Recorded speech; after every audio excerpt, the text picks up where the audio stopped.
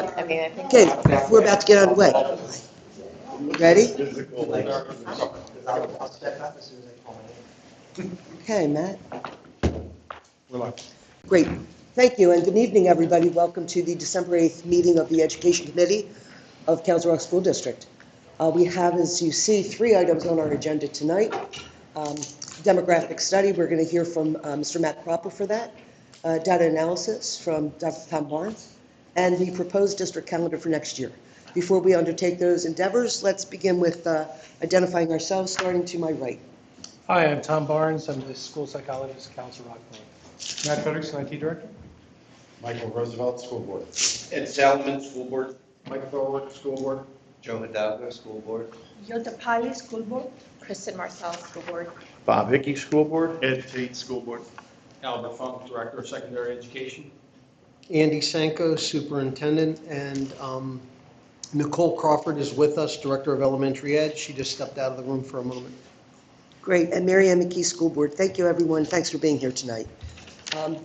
As I mentioned, we're going to begin with some information about demographics and capacity in Council Rock. Joining us by phone is Mr. Matt Cropper. So Matt, welcome. This is Andy.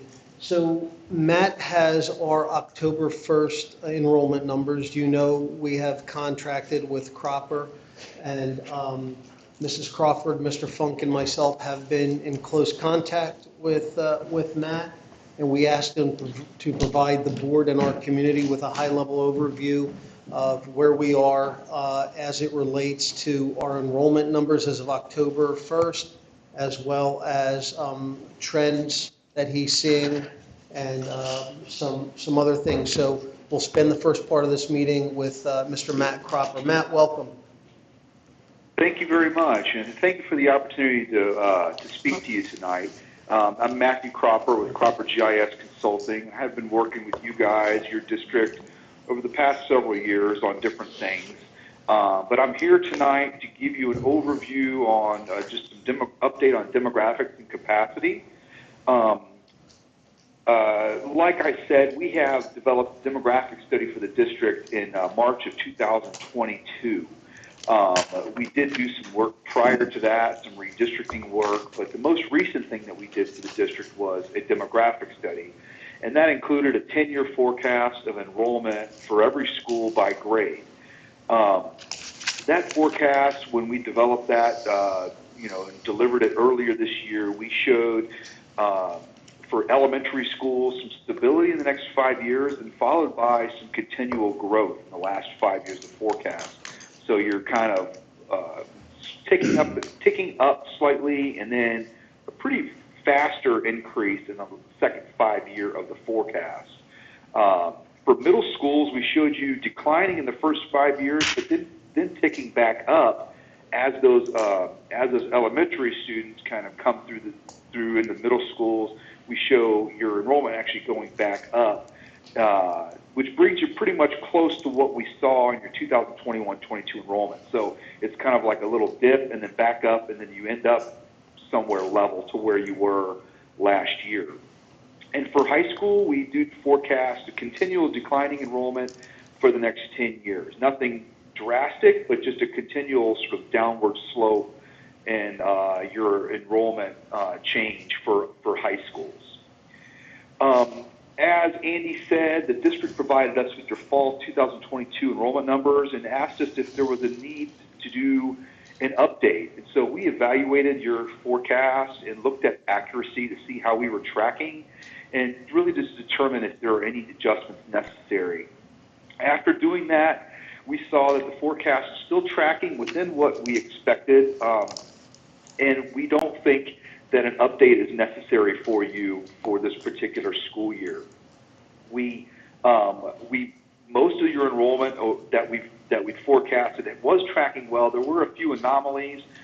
Sometimes these are due to things that may not be captured by us. It could be things with changes in programs or other fluctuations. But we saw Goodnow was about 31 students above what we had forecasted, and Sol Feinstein was about 48 students below. But and that's looking at school-to-school forecasts. But when you look at the district total, and all of your elementary kids and your middle and high schools, we're doing pretty well. We do recommend that every year in the fall you give us your enrollment data. We'll take a look at it and see how things are tracking, and let you know if we feel like a forecast is necessary. So you could see on the next slide just some deltas and actual versus forecasted enrollment. We're about 106 below your actual enrollment in our forecast for your total enrollment. Elementary is running about 36 below forecast, and middle school 48 below, and then high school is we're off by 3 students. And so feel like we're doing pretty well with the forecast, and the trend is still calling the same trends, and that's the key thing when you look at these forecasts. You never are going to be exactly right on the number, very rarely.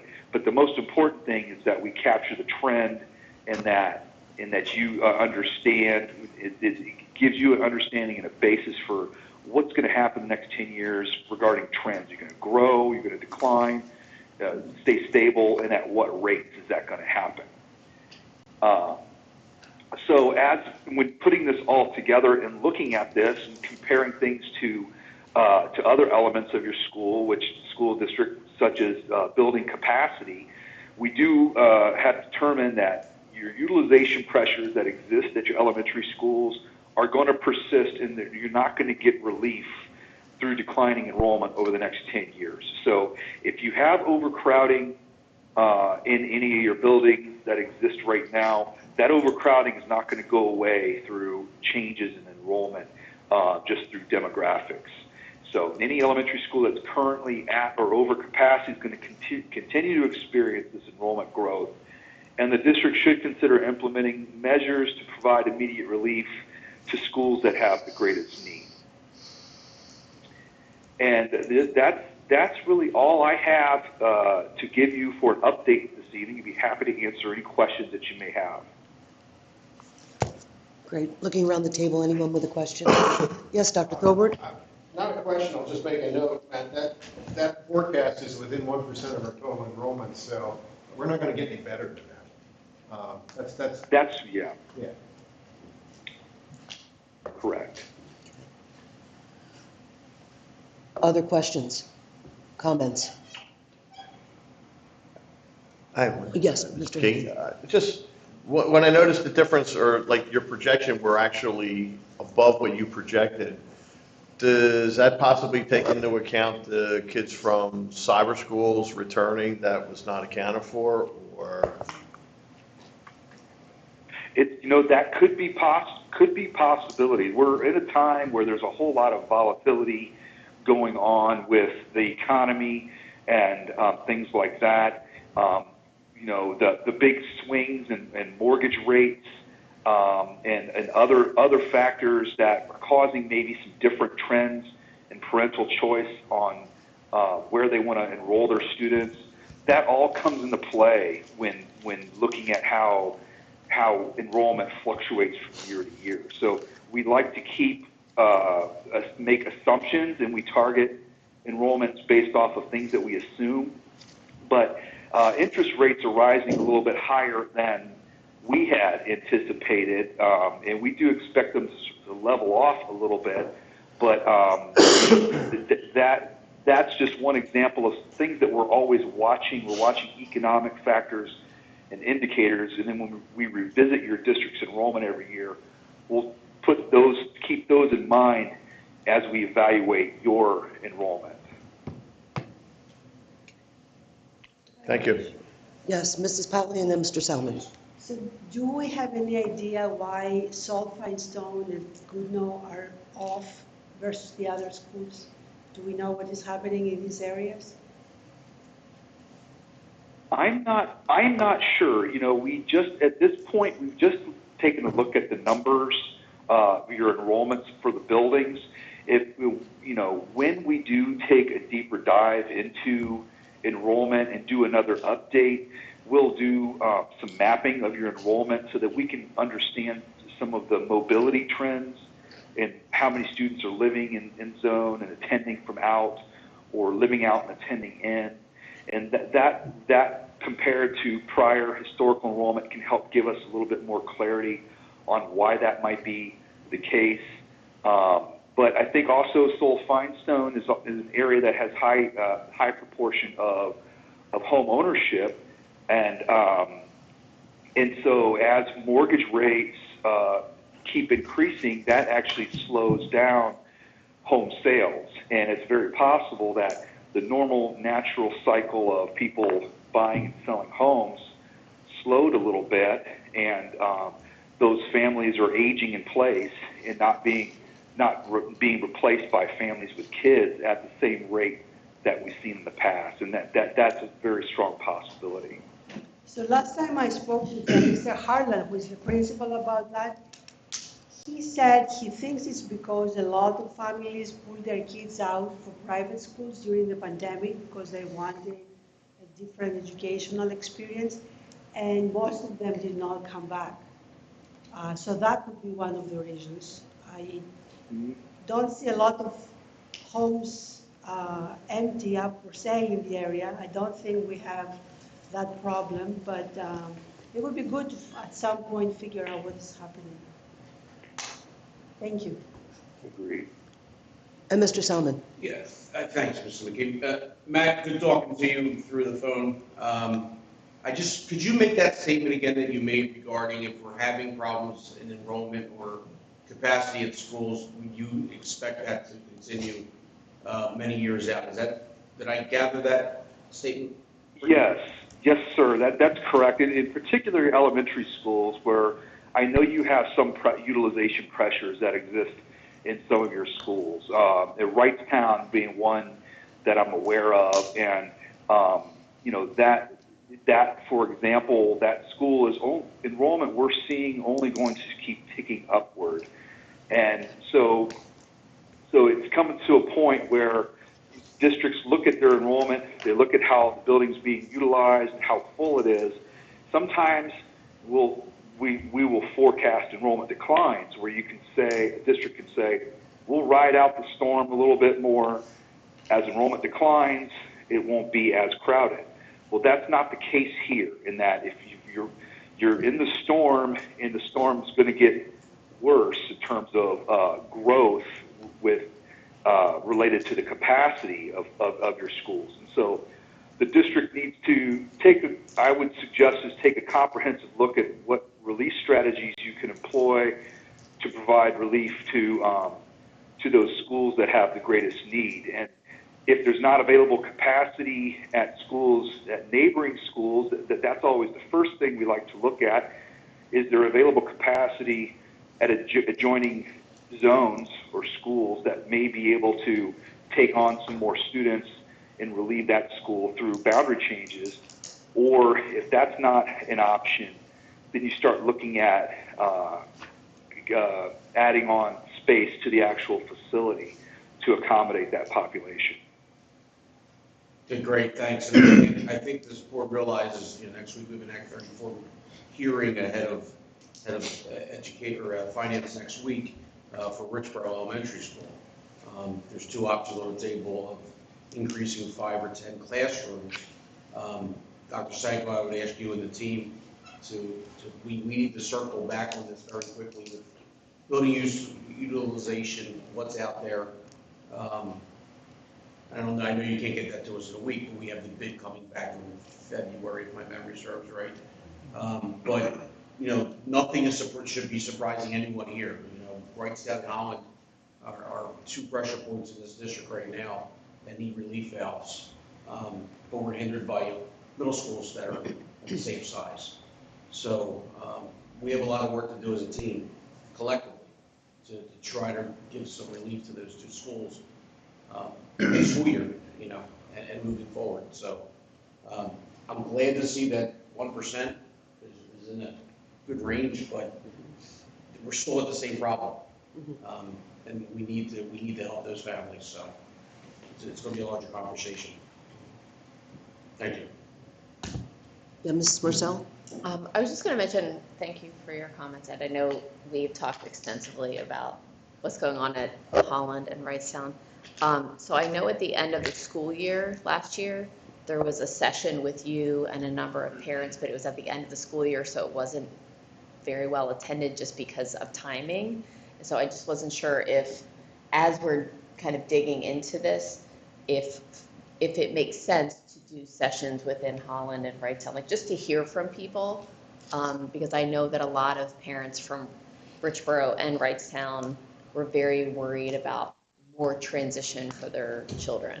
And so like, I think just having conversations like that, I know they appreciated that you were there. So the short answer is yes, and when I was at Wrightstown in June, I think 7 or 17 days on the job, I said to the Wrightstown folks that I would be back as early as I could this year with information. So getting this information from Matt, knowing that the trends are what they are, knowing we're within 1%, we have already had preliminary talks with Mr. Smith, the principal there, about scheduling after we have some time internally to work on some short-term solutions and possibly long-term solutions. We already, Mr. Solomon, started looking at capacity, contemplating the Richboro project with a +5 or +10, and we hope in the near future to be able to bring some possible short and long-term options for the board to consider. Because we do know, as everybody at this table knows, we do know there are pinch points both at Holland Elementary and Wrightstown, but we collectively decided not to go to Wrightstown or Holland yet until we had some more concrete information. So thank you for that. Yes, Mr. Tate. Thank you. I agree with Dr. Thorward and Mr. Solomon that 1% is a pretty good margin. Mr. Cropper, I'm a fan of your firm's work and glad you're still on the job. We exchanged emails back in August, you may recall. And what I had done for Ed Solomon's familiar with it, some of you are familiar, Dr. Sanko, before I exchanged emails with Mr. Cropper, I asked they're okay. What I did was in the spring and summer reached out to each one of the municipalities and asked for new construction permits residential. And what I got was a total of 366 units, 105 in Newtown Township, 4 in the borough of Newtown, 14 in Upper Makefield Township, 22 in Wrightstown, and the big number is Northampton Township with 221 residential units. Now a couple of big developments, comprise most of those numbers. But I shared those numbers with Mr. Cropper, and of course, with residential construction permits, obviously, we're talking about a lead time of 2-3 years to occupancy, I guess. But anyway, Mr. Cropper, you looked at those numbers and felt like they wouldn't change your projections a whole lot. Isn't that true? Yes, sir. We do assume a certain rate of construction, annual home sales every year, and so I would be more alarmed if there was nothing going on. But I wasn't alarmed by the numbers, and I did share those with our demographers and spoke about them. So as of now, it's not surprising to me, but I think that when we do another update, we will take a deeper dive into location and magnitude of those developments and where they are in the build-out phase and those things as we reassess when we dive into a forecast update. Great, and all of the municipalities promised to send new data, so we can go back to them at some point as well. I hope you think it's helpful. Absolutely, thank you for that. Yes, sir. Well, No. I just want to appreciate this conversation and everybody's involvement. I definitely appreciate Matt Cropper with your firm's study here. This is very well timed, as Mr. Solomon indicated, as we're looking at potential expansion in Richboro. And I want to reflect on this board's ability of patience and thoughtfulness when we looked at Richboro construction, because at least for me, this data confirms that we should add classrooms. And the question now is 5 or 10. Whereas before we were thinking, do we need to add classrooms? So this has definitely helped us move forward. And Wrightstown is for a lot of us board members have been to Wrightstown. We recognize the problem. We recognize that it's not easy to be resolved, but we haven't forgotten. So hopefully this data is going to help Richboro, which ultimately, hopefully may help Wrightstown to some degree. And I'm encouraged, Dr. Sanko, that you plan to return back to Wrightstown. I think that you're right in that, and I remember you stating that you'll come back. So this, along with some other data, may help some of the folks at Wrightstown see a light at the end of the tunnel. 1% margin of error is very good. So I think that is a nice predictable rate for us to plan. I am curious, and I don't think that you have the answer for this, but looking at the high school decline at the high school, is there any indication on where those students are going? Is that a pull to some Catholic schools, more private schools, and that there's just more of them available at this level, or is there something else that we should be considering? Well, that's a great question, and it's something that we talk with districts all the time about. A lot of times, the school district, we forecast decline, and the district sometimes asks us, well, "What are we doing wrong? What's happening for the enrollment to decline? And why don't these students want to go to our schools?" And you're not saying that, but it's sort of a similar type of topic of conversation. And really what it is it's not, there's really, most of this is nothing that you can control. It's just a lot of trends in the macro level trends in population that are causing these changes in aging. And as families age, their children age as well, and in what's graduating from your high schools is a larger classes than what's coming in from elementary into middle schools. And so it's nothing that's really necessarily a decline due to choice or changes in choice, but more of just a decline due to changes in the general demographics of the region and the area, and that population is aging into a cycle where you have smaller grade level totals, students that per grade level, replacing larger ones that are graduating out. And we do see that enrollment growth in your elementary school in the last 5 years, and so these things come in kind of waves sometimes. So that elementary school showing growth in the last 5, that's eventually going to make its way into your middle schools, and you'll probably see some stability and some decline 15 years down the road in your middle school when that wave starts to make its way into your high schools. Great. Mr. Cropper, it's Mary McKee. I also wanted to say how encouraged I am by the accuracy of your numbers. Thank you for that. And of course, I'm also looking and thinking about the decisions that we have to make now for those schools that, as Dr. Sanko referenced, being pressure points.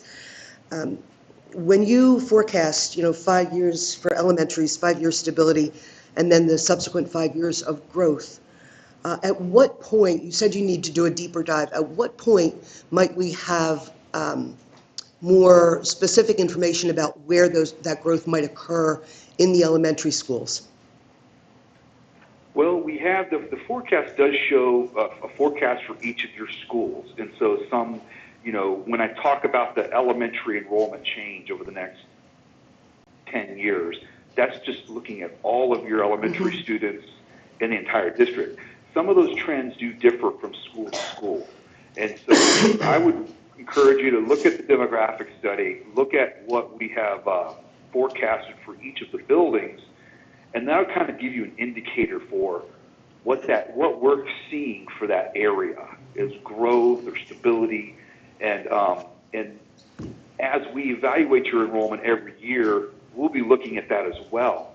And our confidence level is a 2% is what we like to shoot for.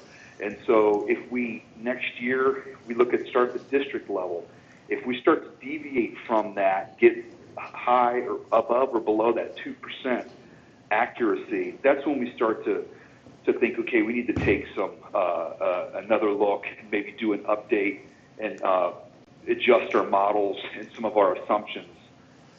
And then we would do that as well at each individual attendance area. Great, that's very helpful, thank you. And I would just say to my board colleagues, we're all aware of trying to, in some way, alleviate the issues at Wrightstown and Holland. And while I hate to raise the word here, we have in the past talked about spot redistricting. We've talked about the need to maybe redistrict on a more regular or routine cycle. I just toss that out because we're really going to have to put everything on the table to find some relief for those buildings. Anyone else with anything for Mr. Cropper? No, I'm seeing nothing around the table.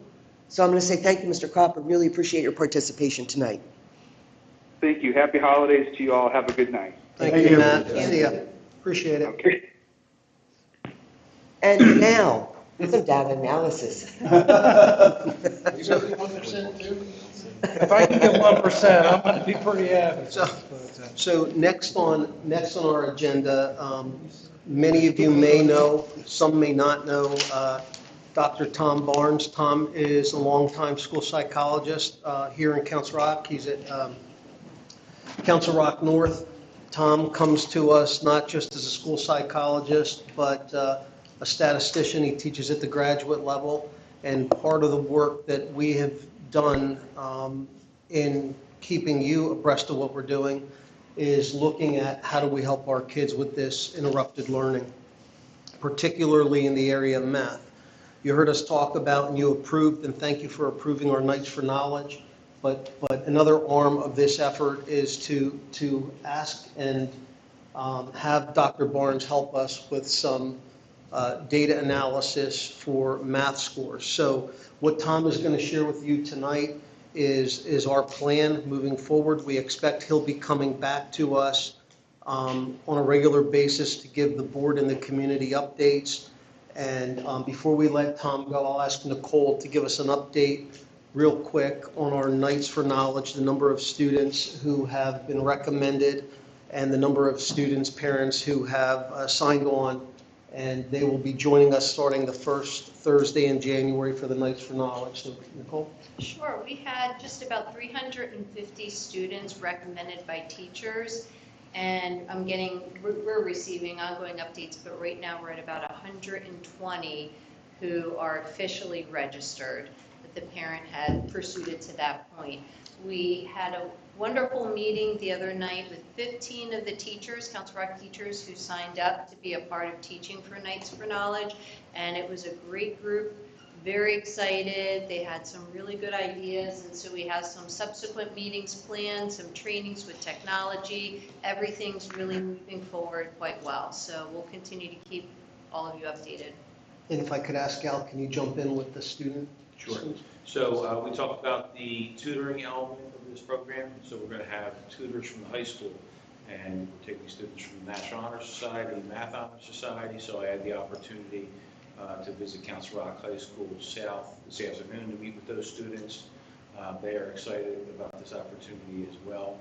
So we'll have the primary instructor for remediation will be the Council Rock math teacher, but then we hope to have at least 1 or 2 students per classroom supplementing that instruction. So I'm scheduled to meet with the Council Rock North students on December 12th, and it's kind of a special element to this program, which I hope works well.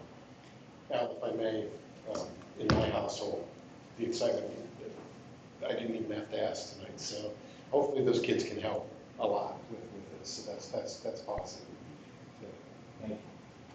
And with that, we're going to ask Dr. Barnes to put on his statistician hat and teach graduate level math at 7:30 on a Thursday night. So Tom, welcome aboard.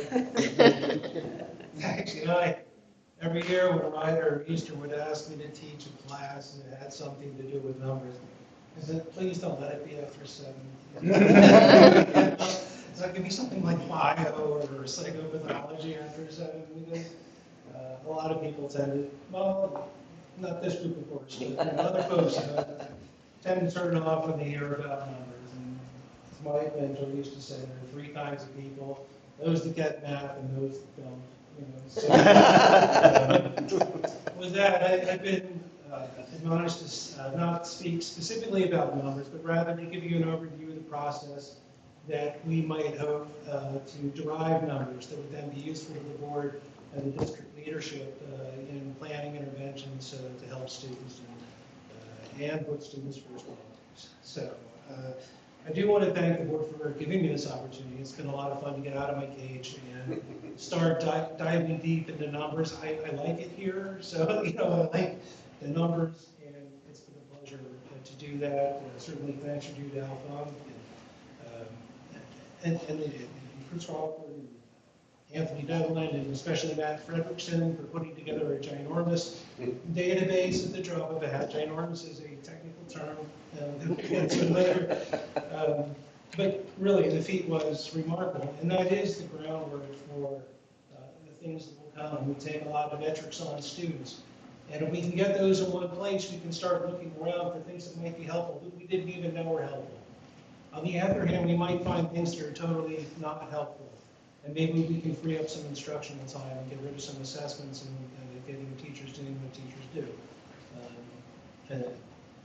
And that teach. So of course I've been asked to provide some perspective on this table that was struggling at a previous education committee meeting, and to offer some context about where the scores might have come from, what they might mean, and what we could potentially do about them. Right? And when we were getting together, we were talking about this, and I can't believe it was just like 4 weeks ago when we first gathered around the table and we started talking about the numbers, what they might mean, what they might not mean. And data analysis kind of worked itself into something like a process. So we wanted to try this intervention. Well, how can data analysis help that? Well, you might actually say, well, if we do this, we would expect a certain set of numbers to move in a certain direction. Right? And to have that information available, visually available right away to the folks that are doing the intervention, those that are paying for the intervention, and those that might benefit from the intervention, our students, have that information, and we can kind of hopefully shift gears. Out of that is born what I think is really clever metric, this wheel of things that I'm going to walk through just step by step in the next couple of slides. I'm not going to spend a lot of time on it, because this wheel process is more useful to once we have numbers. We want to hang them in a context and then talk about how they relate to what we're actually doing about student learning. So,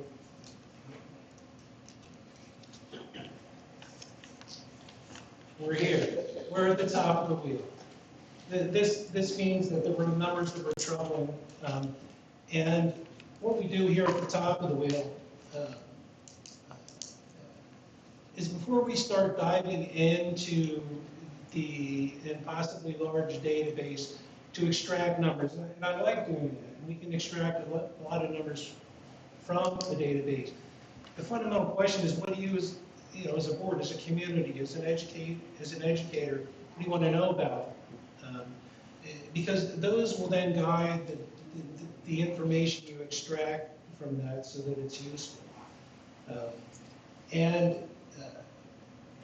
What would you expect to happen to the numbers after you do it? I mean, they're very fundamental questions, but it saves you from, it makes those choices, whether you want to do something like a complex exploratory factor analysis, or whether you want to start counting students and proficient in advanced reading. You can go a bunch of different ways with this. And hopefully by the next time I come before you, we'll have some numbers to talk about. And that moves us into the analyze phase. All right, so we had a question, we did our analysis, so what happened? What did it look like? And from that, what kind of ideas can we get from this? Where do we go from here? And again, I'm getting back to the wheel concept that you may say, well, that's not what we want. So we just go back and it just keeps going around until you get what you want, until you get some kind of meaningful metric for the students. Do you need different data? Do you need more data? What actionable steps can we then take to get the outcome or change the outcome? Certainly, ACT is the gold ring, right? We're going to do something about it. And whenever I was setting up a research project or encouraging grad students to set up a research project, I asked them really to start with the fundamental questions. If it works, what's your data going to look like? So you see, you're proposing to do something. I say, well, if my hypothesis is true, this is going to happen. And then you choose the numbers that are going to evaluate that, and then you ask, did it happen? And it's a really kind of fundamental process, but it's one with all the data that we generate. Which data are you looking at? What's important to you? How do we see growth? And think about the PSSAs, right? Kids take them in the spring. They go away to the next grade, and they get the results afterwards. Do you really want to wait a year to find out if you were right? And the answer is probably no, right? Because you're going to spend some resources trying to change the scores in a certain way. So along the way, you want to know if there's any formative measures, any kind of thing that the teachers are doing, or can we create something? Can we create some kind of metric that's going to make us feel good that by the time the kids sit down for the PSSAs, the results are going to be good? Not just the PSSAs, any math performance. I mean, we talk about the PSSAs because the community sees PSSAs, we see the PSSAs. We would like all the numbers to be within 1% of perfection. Mr. Cropper back for that. We would like to see that, but rather than kind of wait and just be sad or happy when it comes, I think we would like to kind of prepare and take steps along the way. And then we look at the cycle, and the cycle starts again. So we try this, and if we do something, and we do something with fidelity, and we've set this up correctly, even if it fails, we learn something, right? We might have purchased a certain product to achieve a certain result, and it didn't. Now we know it. So as they say, like, absence of evidence is not evidence of absence. So even if we get a negative result, we've actually shown something that didn't work, and then you can save that expense next time when you're considering it. So I'm going to tease analysis just a little bit, but I want to talk about kind of the things that are going to happen between now and the next time I see you. I said we've, and by we, I mean Matt Frederickson has set up a nice database that we can use. I've discovered other databases that we can use, and we're going to continue setting that up and dropping reasonable metrics in there. We might not even know why we're putting them in there yet. However, I suspect that at one point, we're going to be very anxious to see what's going on in second and even third grade. It might then predict forward what kind of problems or successes we're going to see at later grade levels. We're going to analyze, of course, the 7 and 8 data for Howell Middle School, Newtown Middle School. And the first thing that I thought would be helpful was to take that cohort of 8th graders in 2022 and walk them backward in time. What were they like as what were their scores like in 7th grade in 2021? And then 5th grade in 2019. I always have to take 2020 out and don't do. And then move up. Then move backward to 3rd grade and see where those numbers either diverge or converge, if there's any bounce. And I'll show you how I'm going to do that in a few more slides here. Every year you see the proficient and advanced category. Generously, you would then maybe include the below basic and the basic categories as well. If you think of your TV having 4 pixels, the picture is going to be pretty bad, right? If you think the more pixels you add, the finer grained analysis that you can do. I'm going to take those 4 categories and break them up into smaller categories. Because then when you do that, you're going to see where your students are more clearly. How close are they from the basic to the proficient range? What happens when you intervene with students in the below basic and basic range? What's that going to mean if you're proficient in advanced? You may do a marvelous program. So you're going to ask a teacher to select students that need intervention. Who are they going to pick out? They're going to pick out the student who isn't doing very well and likely has had a basic or below basic. If we don't have a metric that conveys that to the community, we wouldn't have a very good handle on the absolutely great effort that they made educating students. And we can talk about that now. So we're going to do this school-by-school cohort analysis. And I'm also going to do a cross-sectional analysis just to see if there's something unique about second or third or fourth or fifth or sixth grade. And again, not with respect just to this cohort, but the people who are in those grades at that time. It might point to an instructional difference. I don't know. Can we find things that we're already doing that are helpful? So that's, we find and make other performance indicators to help close any gaps. What if we're doing something that already predicts this? Sometimes, like I've looked at CDTs and they give information on those categories, but sometimes it's not satisfying to do like a baseline in September because of course it's red. It's like, thank you. It is red. What if we had something a little bit more sensitive? What if we had something we could repeat a little bit more often and painlessly? What if we could use our PLCs to kind of get together and use it almost like a PLC? It really intent. Look, we got to move scores from here to there. What are you going to do? How are we going to measure that? How are we going to get there? And maybe get some ideas. Maybe get a metric that we can use and we can repeat. And certainly the other half of the equation is when we're looking at middle school scores, the PSSA trail, of course, runs cold at 8th grade. What does it mean for a Council Rock education for the remaining 4 years until graduation? And so if your PSSA scores say one thing in middle school, what do they mean for your kids going on to college, their SATs? What do they mean for your keystones, those other metrics? What do we want from a Council Rock education? And we can talk about the proficient and advanced categories and that metrics that we're all very sensitive to, but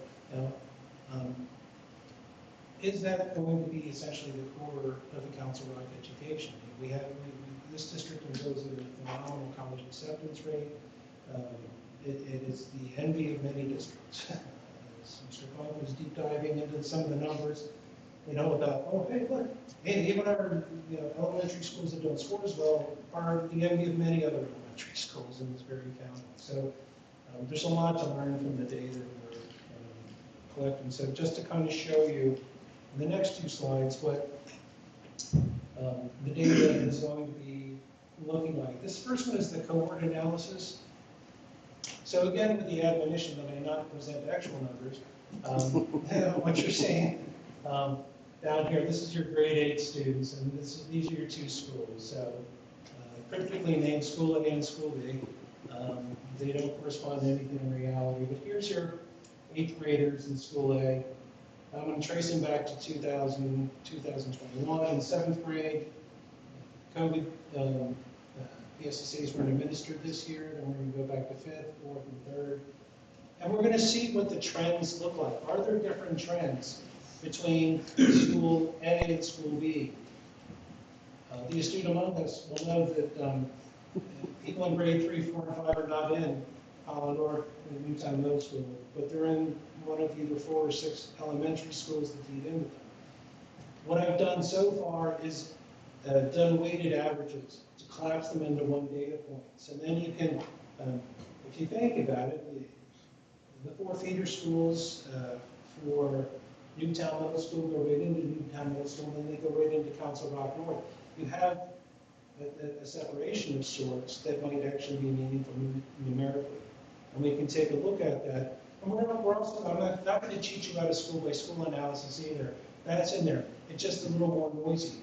When you start collapsing it into weighted averages for the 4 schools composite or 6 school composite, some meaningful trends start to emerge. And I'll have to share them with you guys so that you can to see them. And here's what I was talking about.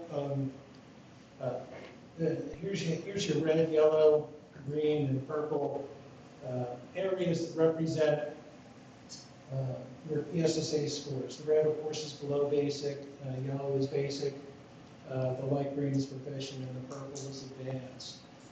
That's how we normally get the scores bundled up.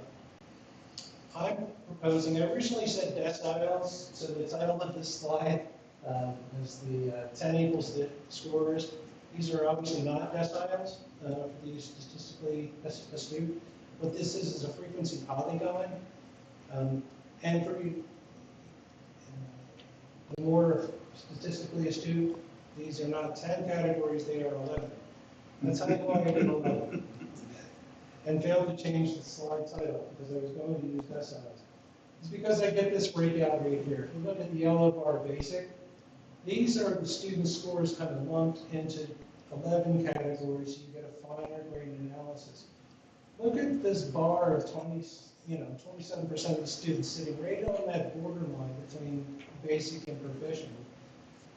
Certainly, even a modest intervention, for those group of people, somebody the teacher wouldn't even pick up, right? They're the Tom Harges of the club, right? We're there, we're passing our tests, we're picking up our saxophone and going to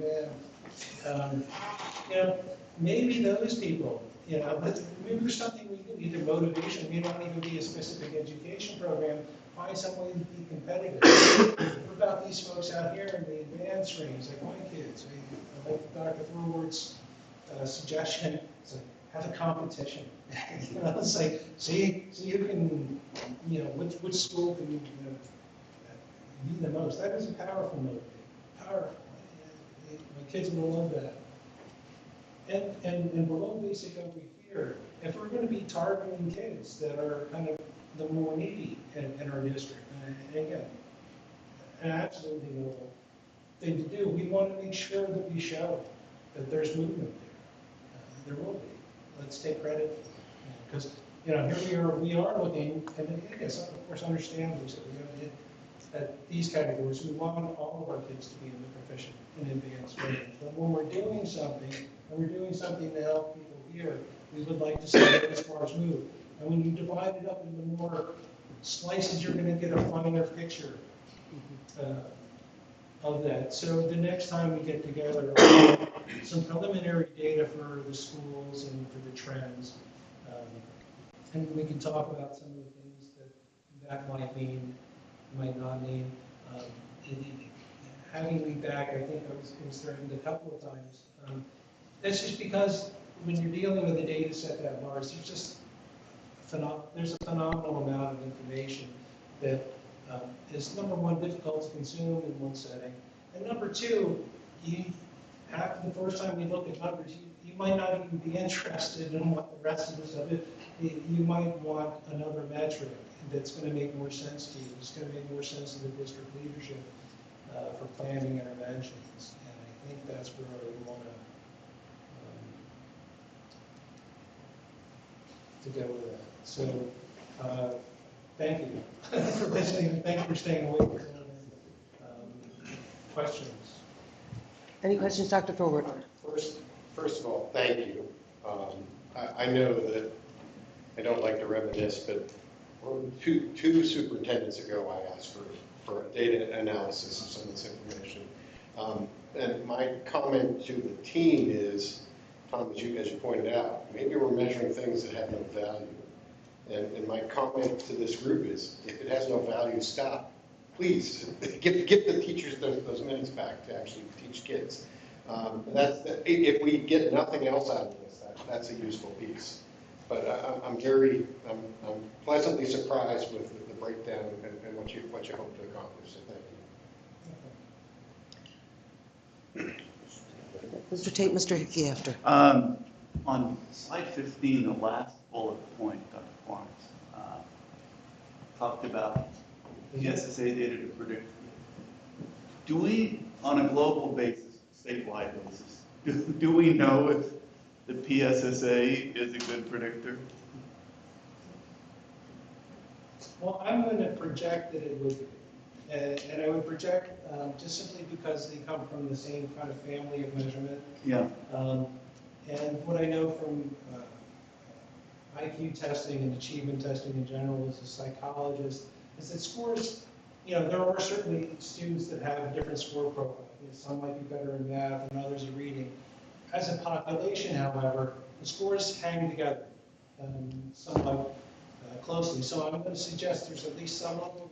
I don't know what it is. So, it'll be fun to see. But I am excited to do this more than I'm embarrassed to say how much I like to do. In 22 years, I'm going to get some of the answers. I've got the database now. Mr. Hickey. Really appreciate the presentation, also looking forward and excited about what you're going to present. Can you go back a couple slides to almost the very beginning? Keep going. Wrong way. No.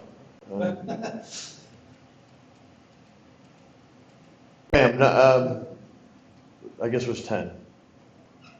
One more. Okay. This may sound like a stupid question, but it's where we're starting. What is the answer to that first question?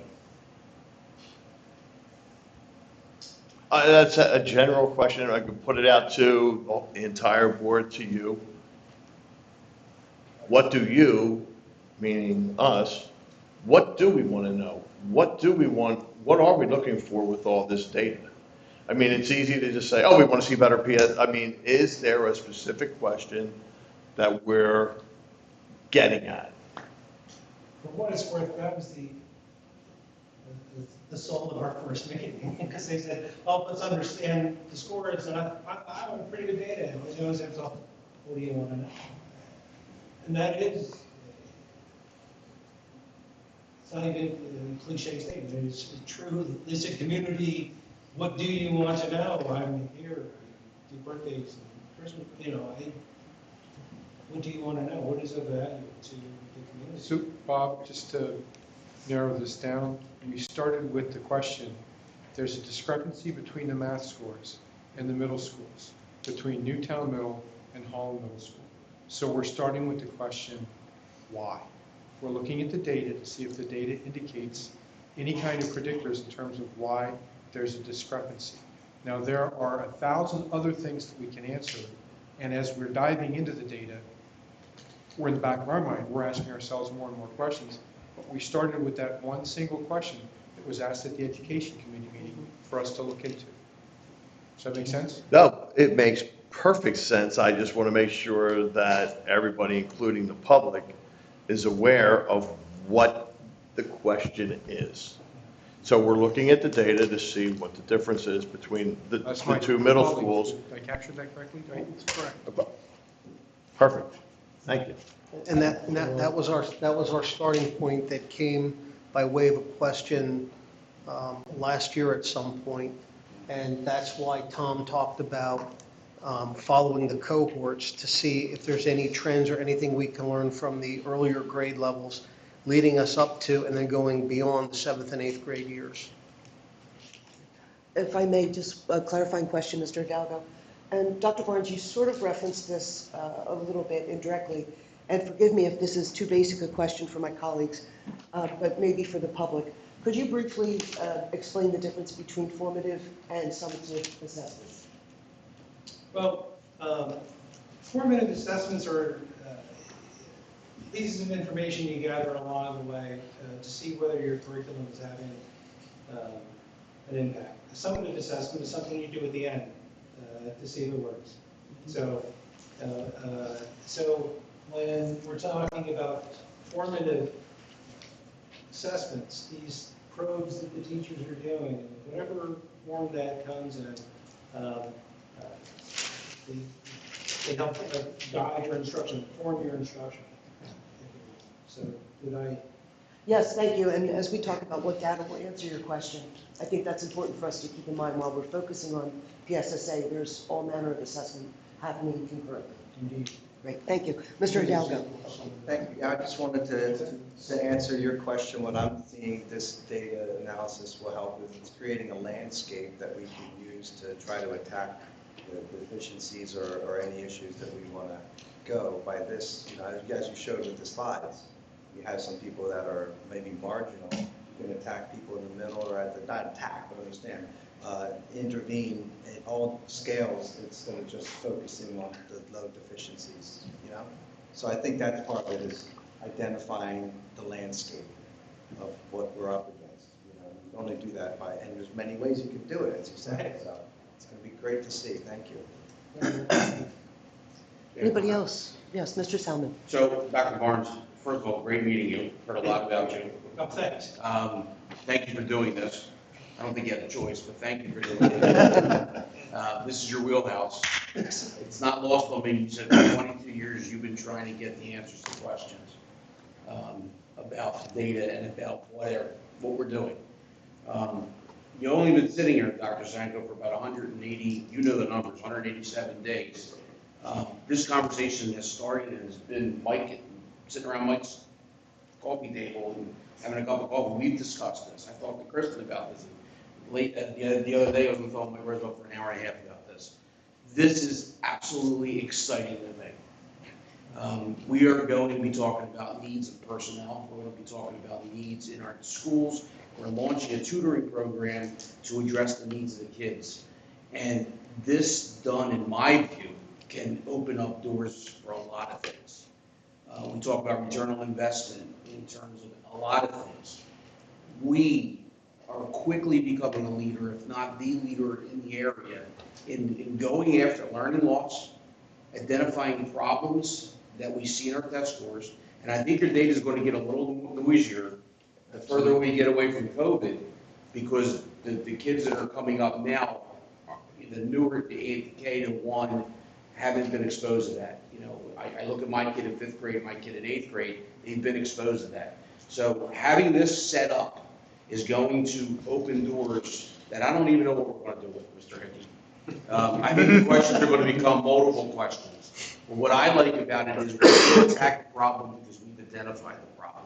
We're not going to let the problem be a surprise because we're already on top of it if we do this correctly, which is going to lead to a whole variety of questions, a whole lot of going back to how we formulate a budget to incorporate the needs of our kids.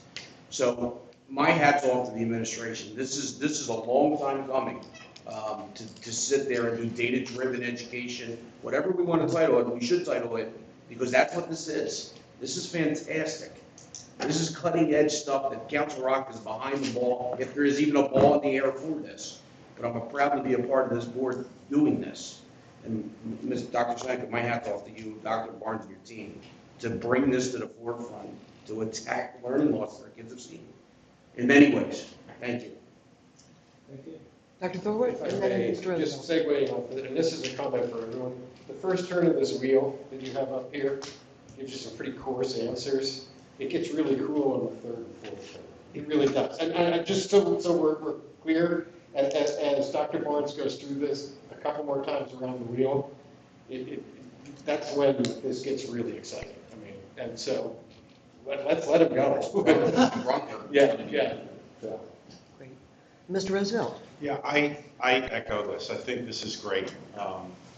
We are doing something that I think, or this administration is doing something that I consider very bold. You're critically analyzing, you're bringing in a statistician to critically analyze what metrics help our kids to grasp education and what hurts them, you know, and what can we do better. And that, I think, is really some of the fundamental questions that public schools, and for that matter, any school should do, and then be able to respond to that so that we can do more of what's better and less of what isn't, and we can change where change needs to be done. And data like this, as Dr. Forward mentioned, after we spin this around a couple of times, really starts to generate a lot of those answers. And some of them we may be comfortable with, we may have felt emotionally was there, especially for some of you that have been in this district for a real long time. But some of it also may be uncomfortable. And so that's why I think this is brave, and I think it's wonderful that we're doing this. You know, what are we looking for? It goes without saying that we're looking for actionable and accurate data. Statistically, we can demonstrate a lot of different things, and so I'm appreciative that this is effectively the scientific method of going through something and not necessarily trying to point the answer to what we want, but instead going through it and seeing what it generates. That's what's really important, and using the data in a manner that's meaningful for this district. So if you could go to the last slide, please. This is the one that I think troubles all of us the most, or at least it did to me. This was the sort of vertical chart. This one, yeah. So this is sort of a good news and a bad news. First of all, it hit me, and I wanted to understand how this compared to previous years, 2018, 2017, sort of a thing, to understand this. But then the good, and it was bothersome that the peak of this is right in basic. And so that demonstrates that this is really necessary. And some of the questions, and I'm glad that you pointed it out, because we got 27%, it's just a nudge from being proficient. Similarly, we have almost 25, it's cut, 25% that's moving from BB to B. So both of those are helpful to move that peak over toward proficient. Hypothetical data, right? So I mean, this is what is encouraging about exactly that. We've talked about a lot on this board about the kids in the middle. So I'm encouraged because this hypothetical data is looking at exactly that. So it'll be interesting to sort of see where we actually track and what we can do to be meaningful. And I'm glad that you put something like this up there because it both points to the good news and the bad news of recognizing it, and that your data on its third or fourth spin might start generating the answers on specifically what we can do and when to encourage that shift over. And I think that this is great, along with the Nights for Learning. This is probably going to dovetail in there a little bit nicely, and it's gonna. I'm really excited, and I'm holding my breath to some degree because I'm looking forward to this, you know, being a success on a multitude of different levels. And I think that's what this district wants. Is you pointed out that we're the envy of many districts. To be able to doing things like this is the reason why, and we want to be doing things like this so that we can continue to be on the tip of the spear. So thank you very much. I enjoyed meeting you and your presentation. Thank you. Mrs. Bally. So Dr. Barnes, I have a more technical question. How are you going to analyze the data? I mean, what you said is you're going to look at the scores throughout like different years, maybe third, fourth, whatever. What other variables are you considering? Because could be so many other variables that are causing these trends. Do you have anything else that you can use other than past test scores? It's a great question because the devil about educational research in general is you mentioned, there are so many external factors. It's impossible to describe. I said in one of our data meetings, it's almost hard to do educational research in the classic sense, because in the classic sense, to get the control that you need to randomly assign students to groups. And then you have to keep the teachers kind of away from those external variables. They can't know which kid is being educated in a certain way. So just as a thought experiment, well, one way to see if there's a difference between, say, Holland Middle School and Newtown Middle School, we can just switch the middle school. So you come up through Holland Middle School through grade 5, now you're going to go to Holland Middle School feeder elementary schools, and when you get to middle school, you go to Newtown. and you flip them. But you don't tell the teachers that they're actually from the other. You can't do that. I mean, you know, it's just, you can't. And sometimes when I'm reading studies about people selling curriculum, for example, or I was on the state board, the state committee was advising the legislature about the delayed school start time. So, Councilor Watson, so I was the school site clerk. That's what I mean. But the data that you get is very fuzzy. You know, it's not. Clint, I don't have a good answer except to say that I anticipate, like some of them, and I've heard them actually in some of Mr. Cropper's presentation. And you'll see that kind of in this point here. There's a lot of things that go into educational success. There are certainly quality of the curriculum. In my own business, we do an IQ test, and that predicts, it's one of the single best predictors of academic performance. Generously, that accounts for maybe 30%. That means 70% is coming from somewhere else.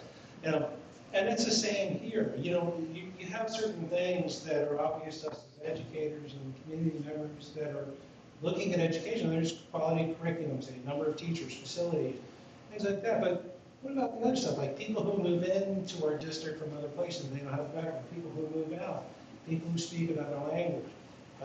These things go in, that data, and it clouds it up. You do your best you can, and you note when you're analyzing the data that there are some of these outlying factors. So when I'm looking back in time for these schools, I'm going to have like a little pop out, like the number of kids that moved in and number of kids that moved out. I won't keep you from your families much longer by going into a longer explanation, but when I was first tracking the elementary school students across one of the elementary schools, I started in 3rd grade and went up to 4th grade and went up to 5th grade and said, well, how about that? The N is always 76. And I think I might have said, Nicole, a message like, how is it that there's only 76 in each category? Because I know that there's 83 students one year, there's 78 the next year. But what the program had done was isolate the 76 students that had remained constant for those 3 years. And when you look at the variability of kids that moved out and moved in, so yeah, so only 76 out of the, I think that school ended up with like 89 students in 5th grade were the same students that were there in 3rd grade. So yeah, I wish I had the slam dunk answer for you, except that the data going in we know is fuzzy, and we do our best to control for some of the outlying variables.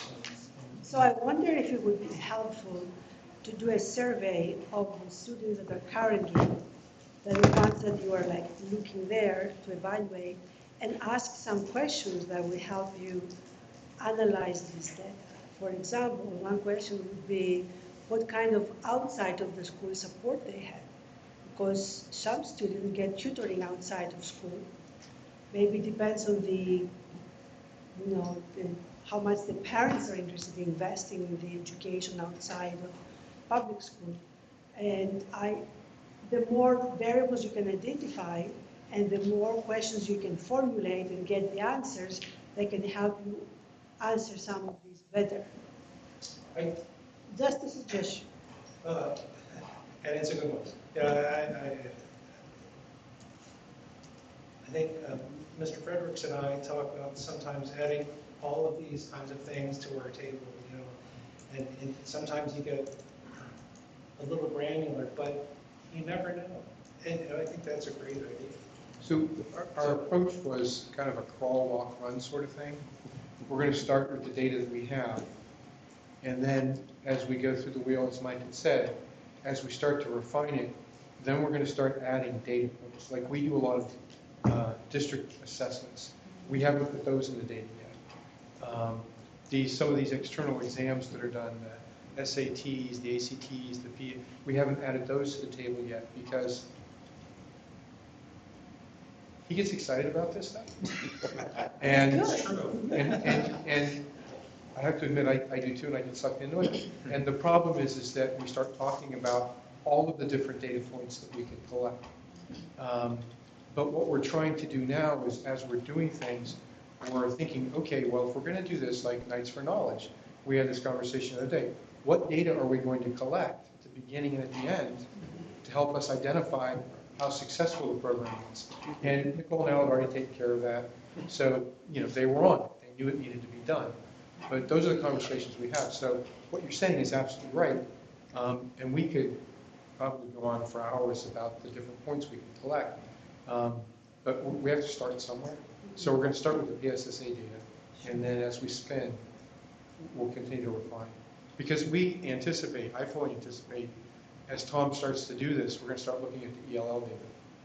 And we're going to start looking at some of the other data we have and pulling that in. And we're going to start developing a much more comprehensive, not just a picture of the population and the cohorts, but the individual students. And as Andy reminds us all the time, it's about what we can do for the kids. And that's the end result of everything that we're doing is, program success value. It's all about what can we do to help the kids succeed. So that's really what's driving us in terms of what we're doing. And this is kind of my evening and weekend pastime at the moment. So I'm still been gainfully employed in North, thank you. But it's not like I can generate just a lot of everything at the moment. They're all great questions, and I want to get to them all. So. Yes, Mrs. Marcel. I just wanted to quickly thank you for everything you're doing. This is very exciting. A lot of what you're talking about is probably over my head, but I'm so happy that you're working on it. And I just think that it's going to be a huge benefit for our students, for our district. And I also think that depending on how this turns out, there could be a number of best practices or things that other districts, can follow. And so I just wanted to thank you. I really think this is important, and just to thank the team, because this is such a great investment for Council Rock, from the tutoring to the analysis, and it's just really exciting. So thank you very much. Yeah, I want to echo that and say thank you, Dr. Barnes, and to you and Mr. Frederickson and all of the central office staff for the teamwork that you put into this. And I love the reminder that this is the sort of expertise and talent that we have right here at Council Rock. So thank you very much for that. All right, thank you. Great. You can leave now and get working on this.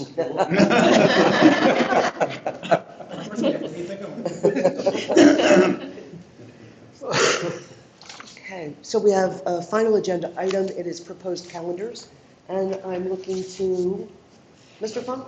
I'll kick it off. Thank you. And, yeah, I'll kick it off while Ms. Crawford distributes two proposed calendars for the 2024-2025 academic year. So obviously the school board has already approved the calendar for next year, 2023-2024. So this is kind of 2 years out, and I think my timeline is that this will go before the board in a more formal fashion for approval in a couple of months. Generally speaking, I think that's the time. So we just wanted to give you just a few things that we think about when trying to compose a calendar, some of the factors that influence the school year's calendar composition. We were also asked to conduct a survey of the community in terms of asking a couple essential questions. And basically, it was two essential questions. One was, would you prefer to start school before Labor Day or after Labor Day? And then the second essential question, if you will, was, would you prefer a 3-day spring break or a 5-day spring break? So we're going to talk a little bit about those survey results as well. And this is just, kind of food for thought as you contemplate, again, what your final decision will be a couple of months from now in terms of the 2024-2025 calendar. So just a few factors that influence the calendar. The state, Pennsylvania Department of Education influences the calendar, so we have a few requirements. 180 Instructional days, that's a fundamental requirement from the Pennsylvania Department of Education. We need to maintain that. Additionally, the way the Pennsylvania Department of Education kind of defines their school year is July 1 to June 30th. So what that essentially means is that you have to wrap up your school year by June 30th. So those are just some general parameters, 180 instructional days, and finish by June 30th to kind of govern our work as we compose a calendar. Recently we've had some additional holidays that we have looked to add to the school calendar, I think, appropriately so. And of course that impacts the number of overall instructional days. Historically in this district, a number of our schools are polling stations, so we typically have election day off, and that's another contributing factor to lessening the amount of available instructional days, if you will. So Pennsylvania Department of Education has allowed for up to 5 flexible instructional days that can be used for weather-related closures. Right? So if we have snow days, it is possible for a school district to implement, say, asynchronous instruction, and in that case, you would count the day towards the 180 days. So I think superintendents across the county, we've had conversations about this, grapple with that issue. Sometimes there's something to be said for a good old-fashioned snow day, when kids can go out and have build a snowman and hopefully not have snowball fights, but enjoy the weather closing. There's also something to be said for taking advantage of that day through asynchronous instruction so that the days don't pile up, especially in a very severe weather season, into June. It can become problematic when you start getting into that third week of June, for example. I know this just from my high school experience. Students that have been accepted and enrolled in college and university level, at times they are required to attend summer programs. And typically families start their vacations, they start thinking about their family vacations in the summer around that time. So if the snow days do pile up, excuse the pun, snow piling up, then it could cause some issues in the area of June. Okay. So those are just some general factors that influence the calendar. I'll speak a little bit. Does anybody have any questions about that? Okay. A little bit about the survey results. We put the survey out through our website, through our newsletter, individual schools. We had 1,733 responses to our survey. So I'll give you a breakdown of where those responses came from. 73% of the responses were from parents and guardians. 20% of the responses were from teachers or support staff. 3% from students. 3% from the community. And 1% from administrators. And again, just to reiterate, we had 2 essential questions that we were asking. Do you want to start the school year before or after Labor Day? And do you believe the spring break should be 3 days or 5 days? So the results of the survey, for the first question, 45% of the respondents think that the school year should start after Labor Day. 30% of the respondents believe the school year should start before Labor Day, and 25% do not have a preference. So, as we suspected, you have some mixed results in terms of how people feel about before or after Labor Day. In terms of the spring break, 57% of the respondents to this survey would like a 5-day spring break, 35% would like a 3-day spring break, and 8% did not express a preference. Now, I will say that the survey itself was kind of rudimentary with those 2 questions, and I do think you need to value the survey results, and it's kind of a mixed bag of results. Sometimes I fear that if you put a question out like, you want a 3-day or a 5-day break, there's kind of a general assumption that I want 5. And that's all well and good.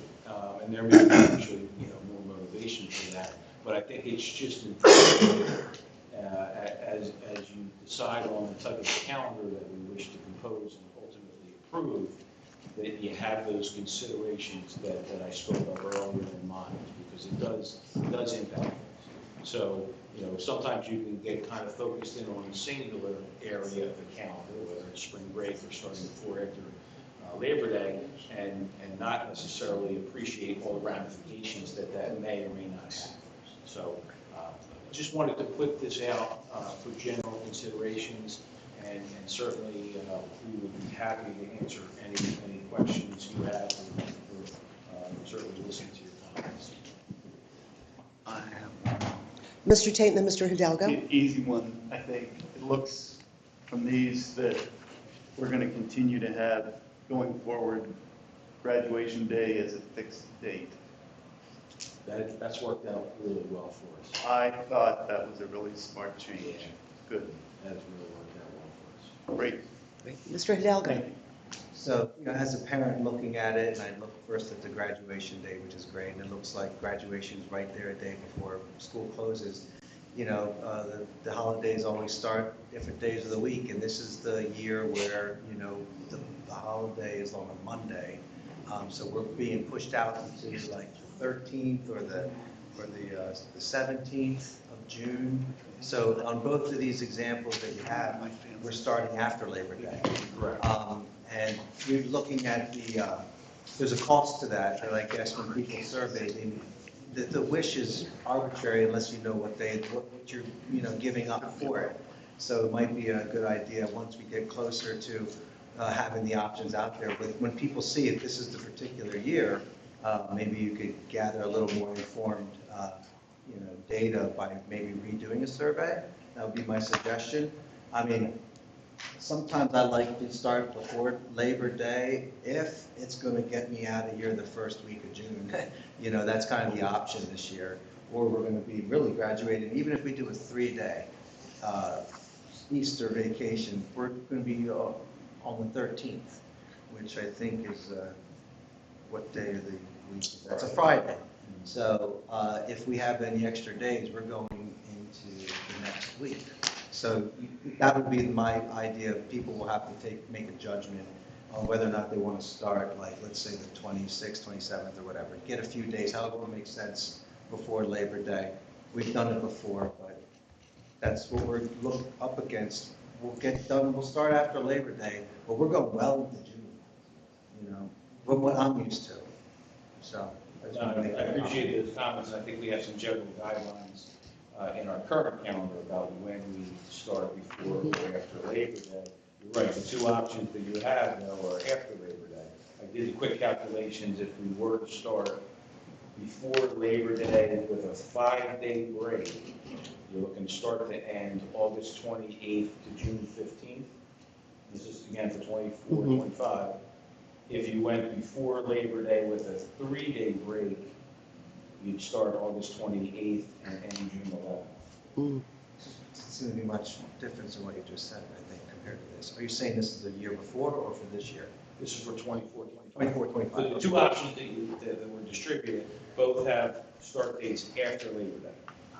If you were to decide to move as a board before Labor Day, to give you a sense of what the year would look like, it would be, if you did it with a 5-day break, August 28th to June 15th, with a 3-day spring break, it would be August 28th to June 11th. It doesn't make much change, it's 2 days, it looks like. So we're not, when are we starting before Labor Day? What day would be the day you start before Labor Day? So if you look on the bottom of the calendar, that's the rule of thumb that historically what we've done to determine, depends when Labor Day falls. That's what determined whether the calendar that year we would start school before or after Labor Day. Okay. And so what Al is saying, that with the community input from the survey, they asked for, based on a survey, after Labor Day and a 5-day spring break. So all he's doing is proposing or sharing with you if we didn't honor what the community said with regard to a after Labor Day start, and we start it before Labor Day in the school year 24-25, they're the dates that he's giving you with that example. Does that Right. make sense? Right, you're saying the 45 versus the 30% in that survey, which is saying 35 after Labor Day, 45% want to do after Labor Day, 30% before, and then the others didn't care. So you add that, it's 45 and 55, or the other way around.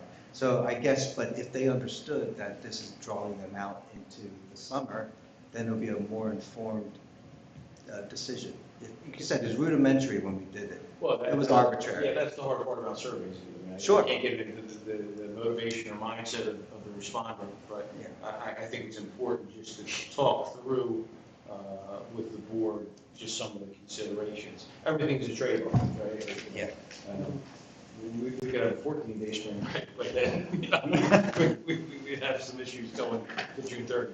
I just thought it was interesting that if we start the week before, we're only gaining 2 days, just shaving 2 days off. So we're just we're only, I guess that, you know, if you were to start before Labor Day, how would you determine the first day of school?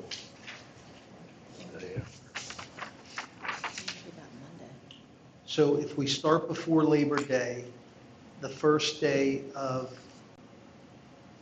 So I'll give you my rationale. Go ahead, Al. Why I said August 28th in 2024. It's a Wednesday. We typically start schools with, for example, at the high school, just the 9th grade come the first day. We do the same thing with elementary and middle school for first, like kind of your first exposure to that level, right? And then the following day, all the entire student population attends.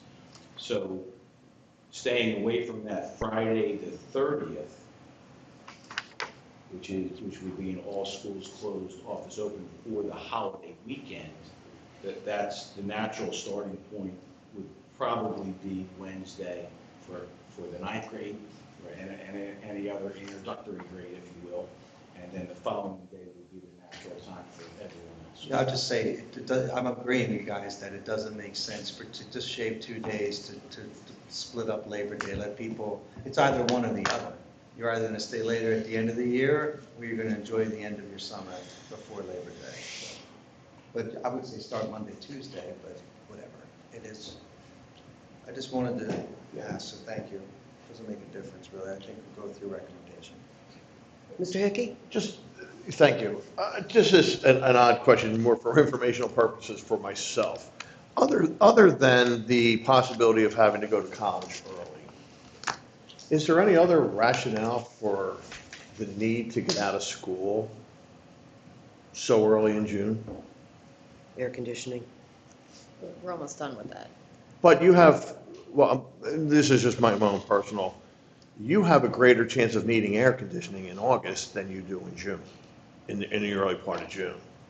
I just, as I said, I didn't know if there was any other rationale for the, like, I've seen it, you know, ever since my kids went to school, like, why are we going to school before Labor Day? It's great, you know, but I thought maybe there's some rationale, the school option, like I said, one of my kids went to school in the summer, so there was, you know, it was tight, you know, there was, but I just didn't know from the views of more experience. it's, we have to have, as Al said, we have to have 180 days. We have to, we want to, and we're obligated to offer our kids 180 days of education. We're required by PDE to have that done by June 30th. The variable that we can't control, like we have some control, you have control as a board if you want the 3-day or the 5-day before after Labor Day. What we can't control are the weather-related days. So that's why there have always been an end date prior to that June 30th in the event that we have to close schools for weather-related closing. So there's a little bit of room at the end of June. Whether it's June 27th we close, which one of these calendars with the 5-day spring break, or we close on June 9th or 15th to end the school year. So they're the two things that come to mind with regard to your question. I mean, historically, have we ever pushed it? Would you know, like, have we ever pushed, like, oh gee, we're here now to the 23rd or the 24th? Yes. I Yes. feel like- We've gone late. I feel like Yes. many years ago, when I was in high school, they added minutes to the day because we had like some type of terrible snowstorm. And so I remember like, it was like they added 3 minutes to every day to try to make it up, but that was a long time ago. So the reason for that is, again, with regard to the obligation to PDE, in one of our many, many reports that we submit to PDE, includes student attendance as well as instructional minutes. We're obligated for students to get a certain number of instructional minutes. And if we don't have instructional minutes, then we get cited by PDE and we get penalized, a financial penalty. So for example, our AM and PM kindergarten, you will notice over the years as we have weather-related closing, we will flip-flop the AM and PM kindergarten to try to make sure our students who are in kindergarten get the required number of minutes and also the required number of days they're obligated to have a school day. So that's why they, years ago, and some places have done it more recently, add a couple minutes to a day to try to accumulate enough minutes for another additional school day. I think 96 was the last time we got absolutely pummeled with that 4 feet of snow we got on one weekend. Yes. I was just Sorry. going to add on, from an educational standpoint, at the elementary level, once you get too far into June, you do find that, Ms. McKee remembers, you start to lose that active engagement. So generally speaking, I always feel the sooner the better in terms of ending in June, but just an elementary perspective with that. Ms. Marcel? Definitely an important perspective. I was just going to add a few things. I think based on what you were just saying, so from an air conditioning perspective, hopefully that will be solved soon. Flexible instruction days also help. And so from my perspective, a lot of people in the community, I think, have not talked about Labor Day, you know, the kind of start time for that for me. Instead, they've talked about the spring break, and that especially for secondary students, that a lot of the parents with older children feel like their kids can't miss school, and so they can't have time together because they can't pull their kids out of school because of classes being, you know, a lot of work. Or I know some people that have gone away and the kids have like done work throughout the vacation so that they don't go behind, you know, get too far behind. And so I do think, as we're thinking about, you know, just mental health and you know, being able to take a little bit of a break, I feel like in the spring, you know, like there's like that moment where you feel like when is there going to be a day off, because it just feels like you need a day off or something. So a lot of people have talked to me about wanting to restore a full spring break because of the fact that we are about to hopefully have air conditioning in all of our buildings. And then also the flexible instruction days have given us a little bit more flexibility. Now, we do have the ability to add minutes and to do different things, like if there is a problem. But I know like that's just something that a lot of people have been talking to me about over the last year. And I don't know if part of it is like the learning loss and some students not wanting to lose, you know, that because they're already worried that they're behind for a number of reasons, you know. So I don't know if what's causing that stress, but I do think a lot of parents have been expressing their concern to me And about there are a spring break. lot of variables. Like, we live in an area where it's a blessing and a curse being as close as we are to the shore, because many of our families Yeah. want to spend their last summer hurrah at the shore. And if you start before Labor Day, parents are packing up, going to the shore, coming back, going to 2 days or 3 days of school, going back to the shore. So it creates an obstacle for parents and students because they don't want to miss school. And so I think there are a lot of things outside of what you just said that, you know, we can't necessarily measure who's going to go to the shore. And so that's why we're putting these options out. We want you to kick it around and we want you to know everything we know and have all the things that we have for you to consider with regard to the survey, particularly, and adding another holiday. We added Eid to our calendar, and it falls on a weekday during the school year 24-25. That's another day. Historically, and Al, I apologize, I don't know if you said this, historically, we had students in schools on election day. Over the last several years, we have not chosen to put kids in school on election day. So, you know, that June 30th starts approaching rather rapidly with all those considerations. Mrs. Polly? Yeah, so I also like the full week for spring break. I think it's a great break for families to go away. But also in high school, a lot of the juniors and sometimes even like sophomores, they use that time to college, for college visits. And so it's nice for them to have like a whole week where they can visit and, you know, maybe they organize their trips geographically. So I've heard that from like many families as well. So it makes sense to have the 5-day spring break. Mr. Roosevelt? Thank you. I think that when you look at this calendar, I like what you've done as far as grouping the blue days and the yellow days around the black days for longer breaks for the reasons that have been mentioned so far. But if you could explain for the benefit of the community the reason for the blue days during school days during the week and the reason for the green days of early dismissal in the same accord, I think that would help address a lot from the community. I hear sometimes, kids are getting out early, what are they doing? You know, so this is just an opportunity. If you could explain the reason for their occurrence. There's approximately 5 of each, it looks like, through these. That might help the community. Yeah, so you have the teacher contract that's a variable. So teachers have professional development time, so there may be times when schools are closed. However, teachers are required to participate in professional development.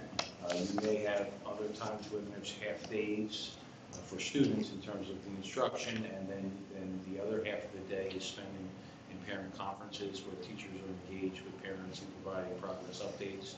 So that kind of accounts for some of the discrepancy that you speak of. Yeah, that's helpful. And I mean, I think that obviously these days are adjusting both the beginning of the school year and the end of the school year. So to have them occur like the 6 that you have before school starting all blocked together, so that helps tremendously to adjust that. And just looking at some of the other spotted ones, does a green day still count as a full day of school, or does that count as a half a day of school with the instructional minutes? So can I just go to the grouping of 6 blue days? I'm glad you pointed that out. The first 3 of those blue days in August of the 6, they are for new teachers. They're voluntary days. So we block those out. We offer professional development. It's voluntary for anybody that we hire. The green day,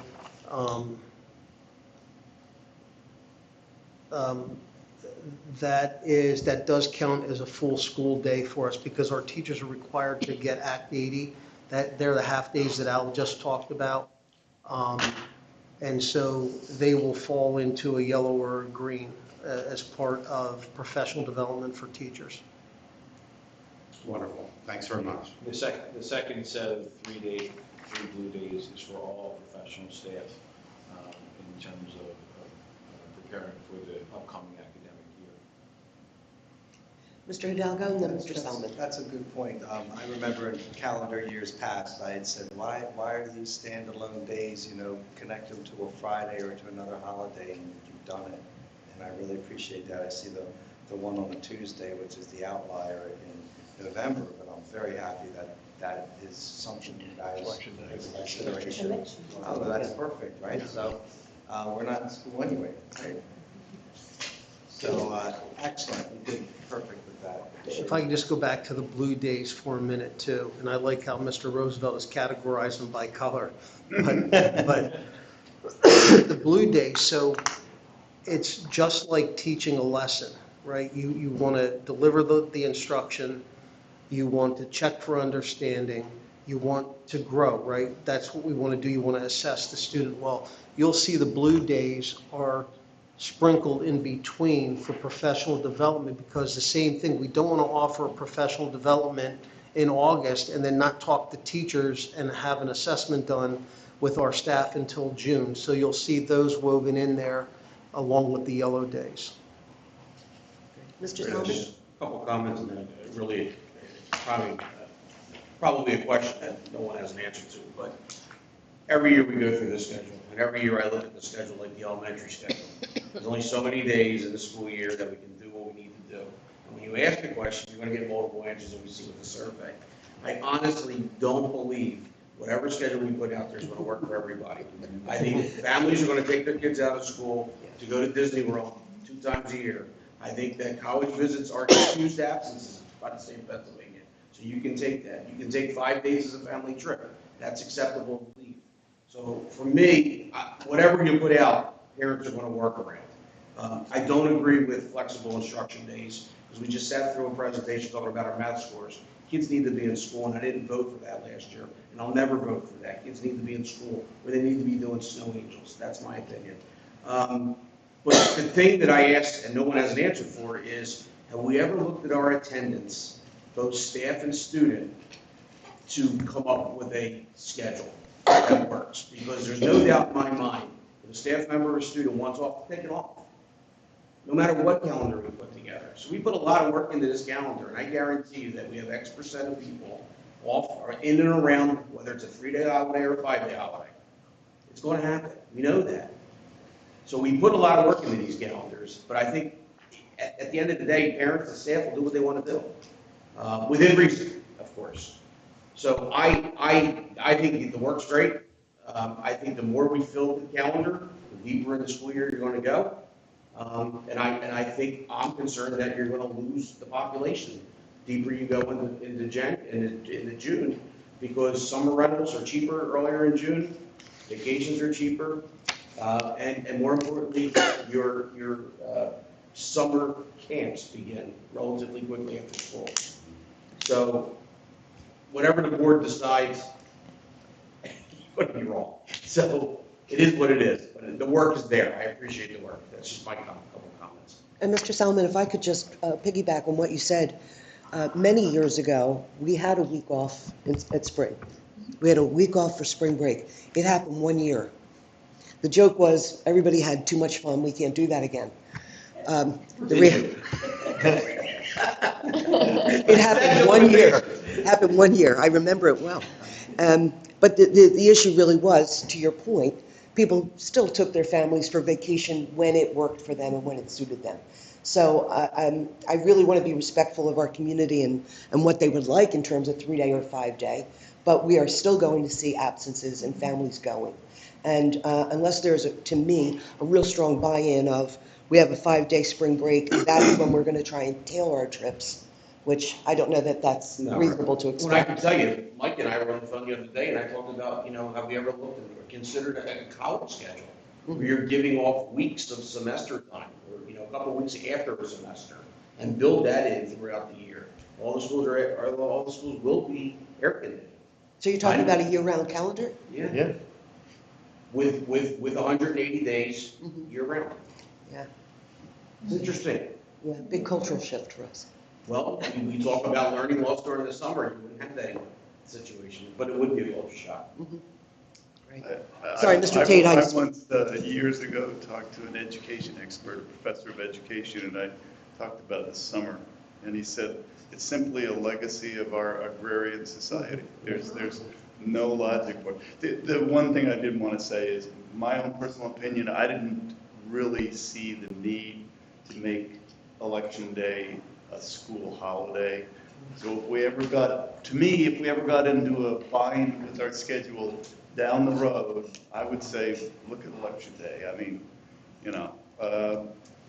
we can manage. We had traditions on a half day there. Pardon me? We had traditionally done a half day there because the cafeterias are where the polls are. Yeah. You know, I agree with you. I think the county could find other polling places too. That's true. Any other discussion about the calendar? We did a lot of good work tonight. Thank you, We did. Yeah, congrats to everybody. And They can have dinner. hearing no further comment, I'm going to call us adjourned. Oh, sorry, public comment. Public comment. Sorry. Can I'm sorry, if you would just please give your name and where you're from. It's not a public comment, it's a question. So I don't know if I should ask that. It's not. You may not get an answer. Unless you want it on public. Public, yeah. Okay, great. We are re-adjourned. Any other public comment? No, I see none. All right. My question is, I'm talking a lot, but I came up and I'm still learning.